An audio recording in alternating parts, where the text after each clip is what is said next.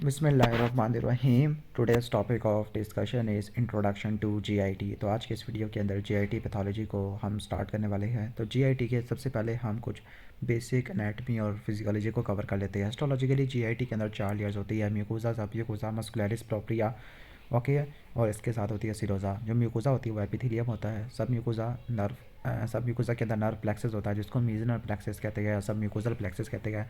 जो muscularis propria या muscularis externa है, इसकी तकरीबन हम कह सकते हैं कि 2 लेयर होती है, आउटर लेयर और इनर लेयर। आउटर लेयर में लॉन्गिट्यूडल मसल और इनर लेयर के अंदर सर्कुलर मसल होती है। इन दोनों के दरमियान में और बैक प्लेक्सस या माइंटेरिक प्लेक्सस होता है। सिरोजा आउटर मोस्ट लेयर होती है, एसोफेगस के अंदर नहीं होती except for its abdominal part है। अब इसके बाद आपको पता है कि 2 टाइप के प्लेक्सस होते हैं, मीजनल और बैक। जो मीजनल प्लेक्सस है उसको सब म्यूकोसा कहते हैं, जीआईटी के सिक्रेटरी एक्टिविटी को कंट्रोल करता है, जबकि और बैक प्लेक्सस या माइंटेरिक प्लेक्सस जीआईटी की मोटर एक्टिविटी को कंट्रोल करता है। अब हम स्टार्ट करते हैं इसोफेगस से। इसोफेगस की applied anatomy like gastro-oesophageal reflex disease है। तो पर इंट्रोडक्शन है, इसोफेगस अडल्ट के अंदर 25 सेंटीमीटर होता है।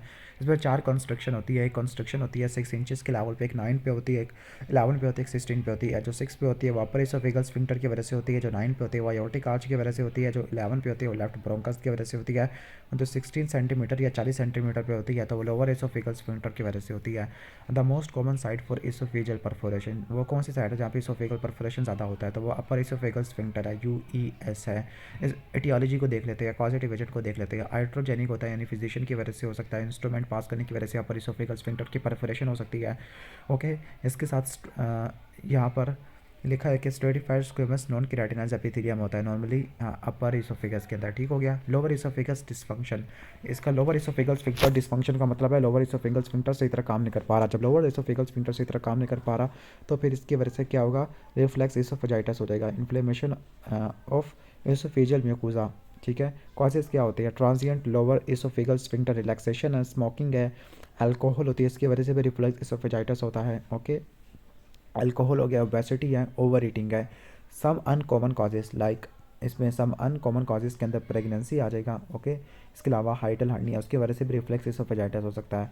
आगे लिखा है कि ओके, कॉम्प्लिकेशन या भी साइड इफेक्ट वगैरह लिखे हुए हैं, क्या इसके साइन सिम्टम होते हैं या क्या कॉम्प्लिकेशन वगैरह होती है। तो पहला रिट्रोस्टर्नल चेस्ट पेन है, यानी चेस्ट में काफ़ी ज़्यादा पेन होता है, बर्निंग पेन है, सोर ब्राश है, टीथ डिस्कलरेशन होती है। रिफ्लेक्स इसोफेजाइटिस को गैस्ट्रोएसोफेगल रिफ्लेक्स डिजीज़ भी कहते हैं। डायग्नोसिस के लिए 24 आवर पीएच स्टडी करती है, मैनोमेट्री है।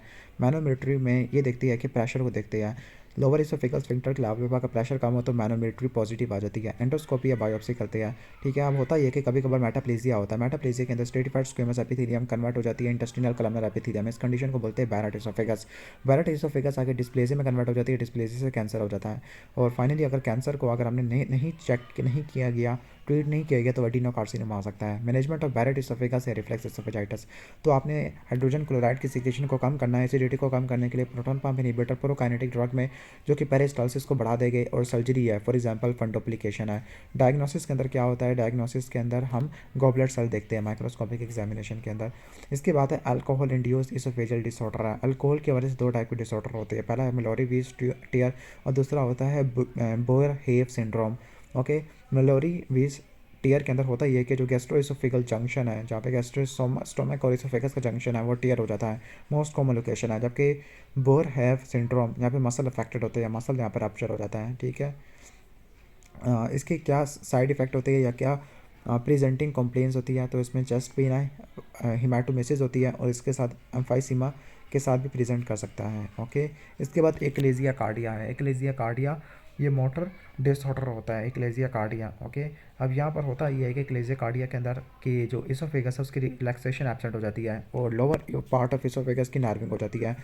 ओके, ठीक हो गया। तो ये एक्लेजिया कार्डिया में होता है। इसके बाद हिस्टोलॉजी ऑफ जीआईटी है। तो हिस्टोलॉजी में 2 टाइप के न्यूरॉन होती है मेनली, इसको समझने के लिए एक स्टिमुलेटरी न्यूरॉन है, एक इनहिबिटरी न्यूरॉन है। स्टिमुलेटरी न्यूरॉन स्मूथ मसल की कॉन्ट्रैक्शन को बढ़ा देते हैं, एसिटाइलकोलिन के लेवल को बढ़ा देते हैं, सिक्रीशन को बढ़ा देते हैं। जो इनहिबिटरी न्यूरॉन है ये नाइट्रिक ऑक्साइड या वीआईपी प्रोड्यूस करते हैं, वो वीआईपी या nitric oxide lower oesophageal sphincter को रिलैक्स करवाता था। लेकिन अगर लॉस ऑफ इनहिबिटरी न्यूरॉन होते हैं तो मसल की टोन बढ़ जाएगी, मोटिलिटी खराब हो जाती है, एबनॉर्मल हो जाती है। अब 2 टाइप की है, प्राइमरी और सेकेंडरी। प्राइमरी में कोई काज नहीं होता, सेकेंडरी में काज न्यूरॉन का डैमेज हो सकता है या इन्फेक्शन हो सकती है।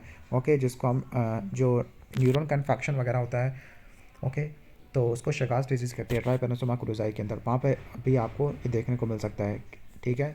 एक्लेजिया, वारिसिला जोस्टर वायरस का इन्फेक्शन हो सकता है या न्यूरॉन को डैमेज हो गया चगाल डिजीज़ की वजह से। इसके बाद प्रेजेंटिंग कंप्लेन है लाइक डिस्फेजिया है। ओके, इसके साथ अब यहाँ पर एल ओवर एस, एल का मतलब है लिक्विड और एस का मतलब सॉलिड। इसके सॉलिड के लिए ग्रेटर पावर ऑफ ग्रेविटी चाहिए होती है। ओके, यानी सॉलिड में ग्रेटर पावर ऑफ ग्रेविटी है, जबकि लिक्विड स्मॉल सिप्स है तो प्रेशर जनरेटर की ज़रूरत नहीं होती। वेट लॉस है। इसके साथ है कि यानी जो डिस्फेजिया होता है वो लिक्विड का ज़्यादा होता है। ठीक है, ओके। और ये होता है कि जो टाइम है फूड का पास करने के लिए काफ़ी ज़्यादा टाइम बढ़ जाता है, टॉक्सिन्स की सिक्रेशन होती है और जीआईटी जो इसोफेगस के एपिथेलियम इरिटेट हो जाती है और इसोफेगस का कार्सिनोमा हो सकता है। डायग्नोसिस के लिए मैनोमीट्री है, मैनोमीट्री में लोअर इसोफेगल स्फिंक्टर का टोन ज़्यादा देखने को मिलेगा। बेरियम स्वेलो करेंगे तो वहाँ पे आपको ल्यूमिन की टैपरिंग होती है और बर्ड लीक अपीयरेंस देखने को मिलती है। ट्रीटमेंट के अंदर क्या होता है कि आपने मसल को रिलैक्स करना, मसल को रिलैक्स करने के लिए एसिटाइलकोलिन की एक्टिविटी को कम करना है और मसल रिलैक्सेंट अप्लाई करने हैं like calcium channel blocker. Acetylcholine की एक्टिविटी को ब्लॉक करने वाला बॉटुलिनम टॉक्सिन है। इसके अलावा प्रेशर को कम करने के लिए सर्जरी करते हैं, फॉर एग्जांपल हीलर मायोटॉमी करते हैं। कॉम्प्लिकेशन में एस्पायरेशन निमोनिया हो सकता है मोस्ट कॉमन। ओके, इसके अलावा स्क्वेमस सेल कार्सिनोमा भी हो सकता है, डीनो कार्सिनोमा वगैरह भी हो सकता है। इसके बाद चलते हैं एसोफेजियल कैंसर की तरफ। एसोफेगस के अंदर नॉर्मली स्ट्रेटिफाइड स्क्वेमस एपिथेलियम होती है। ओके, लेकिन बैरेट एसोफेगस के अंदर जो इंटेस्टिनल कलमनर एपिथेलियम आ जाती है। एडिनो कार्सिनोमा मोस्ट कॉमन होता है, लोअर वन थर्ड को इन्वॉल्व करता है, डेवलप कंट्री के अंदर ज़्यादा होता है। Squamous cell carcinoma most common sub type होती है, अपर या मिडल वन थर्ड को इन्वॉल्व करता है। इंडिया के अंदर ये डेवलपिंग कंट्री में ज़्यादा कॉमन होता है। रिस्क फैक्टर देख लेते हैं। स्क्वेमस सेल कार्सिनोमा का जो रिस्क फैक्टर है वो स्मोकिंग, अल्कोहल है, जबकि एडिनो कार्सिनोमा का बैरेट एसोफेगस है जिसमें गॉबलेट सेल का प्रेशर आइडेंटिफाई हो जाती है, ओबेसिटी है। जबकि स्क्वेमस सेल कार्सिनोमा केमिकल कैरोसिनोजन है, नाइट्रोसमीन है, हॉट रिंग्स है, क्रॉनिक एक्लेजिया कार्डिया है, प्लम्बर विंसन सिंड्रोम है, टाइलोसिस इट पल्मैरिस है, deficiency of zinc molybdenum vitamin A और विटामिन सी होती है। यहाँ पे प्लम्बर विंसन सिंड्रोम है। ओके, इसको हम पैटरसन कैली ब्राउन सिंड्रोम भी कहते हैं, फीमेल के अंदर ज़्यादा कॉमन होता है। इसमें तीन चीज़ें होती है। इसके IDA है, IDA इरिटेबल, वैसे मुझे समझ नहीं आ रहा IDA क्या है, तो अगर आपको आता है तो मुझे बता देना। एट्रोफिक ग्लोसाइटस जिसको रेड बीफी टंग कहते हैं, इसोफेजियल ब्लैब्स होते हैं, वेब्स होते हैं। इसोफेजियल वेब्स में अपर इसोफेजियल लाइनिंग से एब्नॉर्मल प्रोट्रियन होती है, फूड को पासेज करने में काफ़ी ज़्यादा डिफिकल्टी होती है, डिस्फेजिया हो सकता है। ओके, जो फूड की पैसेज वे टाइम बढ़ जाता है दैट मीन्स के इसोफेजियल लाइनिंग इरिटेट हो सकती है। इसके बाद टोकोलाइसिस इट पाल्मारिस है, कॉन्जेनिटल होती है। इसमें पाम की और सोल की हाइपरकेराटोसिस होती है, थिकनिंग होती है और यहाँ पर स्क्वेमस लाइनिंग ऑफ एसोफेगस की एब्नॉर्मल थिकनिंग होती है। आगे प्रेजेंटिंग कंप्लेन में क्या होगा कि प्रेजेंटिंग कंप्लेन में मैलिग्नेंसी हो सकती है, एब्नॉर्मल ग्रोथ होगा, ल्यूमेन नैरो हो जाएगा, डिस्फेजिया हो जाएगा। सॉलिड का एज कम्पेयर टू लिक्विड है। ओके, ओके, डिस्फेजिया हो सकता है। Hall mark presentation like weight loss है, चेस्ट पेन, सब चीज़ें देखने को मिल सकती है। डायग्नोसिस में एंडोस्कोपी विद बायोप्सी है। ओके, ये सब चीज़ें आप देख सकते हो। बेरियम का स्वेलो ये भी कर सकते हैं डायग्नोसिस वगैरह के लिए। तो ये थे एसोफेगस के क्लिनिकल कोरिलेट।